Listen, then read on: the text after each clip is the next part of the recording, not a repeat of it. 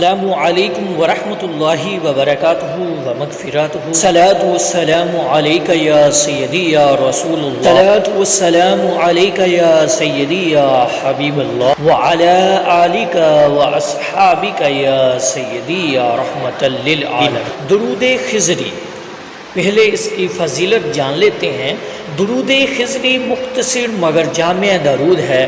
یہ درود اللہ کے خزانوں میں سے ایک خزانہ ہے۔ درود حضرت خضر علیہ السلام کی جانب سے منسوب ہے اور ہر دور کے اکابرین کا معمول ہے۔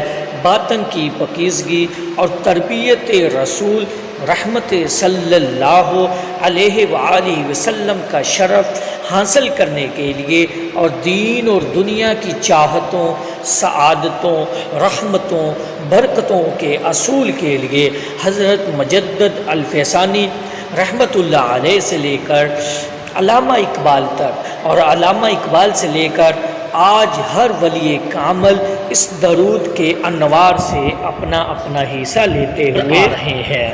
خواجہ سید محمد امین شاہ صاحب رحمۃ اللہ علیہ نے علامہ اقبال رحمۃ اللہ علیہ کو یہی درود تلقین فرمایا تھا، اور وہ درود کیا ہے؟